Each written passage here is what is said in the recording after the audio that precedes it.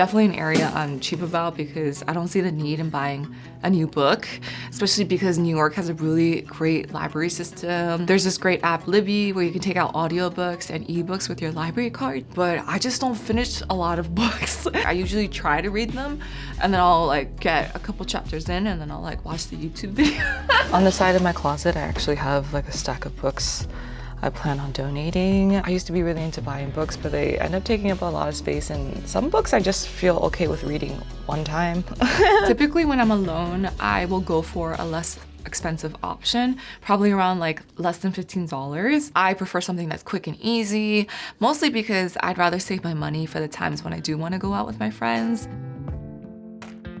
This category of clothing is one I don't wear often because I don't have a lifestyle where I'm going out like that. And even if I did, if I had an event to go to, I think I would probably rent an item just because I know after I go to that event, that dress is gonna hang in my closet. Because when I was younger, I would buy things that were really cute and dressy and made me feel so fancy, but I had no place to wear them. I was like, wore this once, wore this once, wore this twice.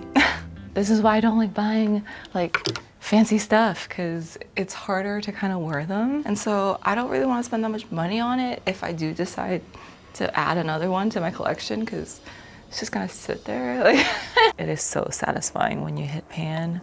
But yeah, I don't really buy expensive makeup. All of my makeup is from the drugstore. I used to be way more into makeup until I realized that I would buy a lot of it and not use any of it up. And that's why I don't like buying expensive makeup, just because it is quite difficult to use up. But I feel like there's just so many great options at the drugstore that I don't really see the need in buying high-end makeup. If anything, I'll probably buy like a high-end face product because I do use it up.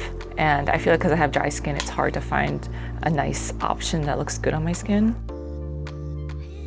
I love plants, but so many of them have died on me that I realized I'm not about to spend that much money on them because most of them don't stick around. So I probably won't ever buy a plant that's more than $20 because I'd be seeing plants that are like in the 40s, 50s, and I'm like, hell freaking no. That would just be a bad investment for me. I feel like a lot of toiletry items I really am cheap about because I go through them so often. And I've learned that the options at the drugstore are just as good or enough for me because I've tried fancy brands and some of them are nice, I guess, but because I repurchase it so often, I've learned that I'd rather buy a more affordable option. There are certain things that I don't really care that much about, you know? Like, so I'm okay with buying a cheaper version of it. There are things that I definitely care about that have brought me a lot of value in my life where I'm just like, okay, I'm willing to spend the money. I've just learned so much from like my bad purchases. There have also been times where I bought the expensive one thinking it was gonna be better and I was like, I could have just gone with the cheap one. Like, this is something I spent way too much money on. I bought this pre-pandemic when I was still working and like the money was rolling in. I don't regret this purchase, but I don't think I would ever spend that much money on a swimsuit ever again. I only go to the beach like a handful of times, so I'm not in a swimsuit like every single day. I just don't see the need in buying a really expensive one, especially because this one is cute, really aesthetically, like I love it, but it's actually quite uncomfortable. Like it gives me a constant wedgie. Also, do you like the hair? I love it so much. I'm trying to make hair a hobby, and that's another thing I wanted to mention is that if you're trying to make something a hobby, it's better to buy the cheap one first, I think, because sometimes you don't know how often you're gonna use it.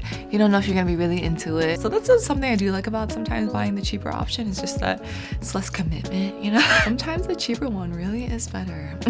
But yeah, until next time, bye.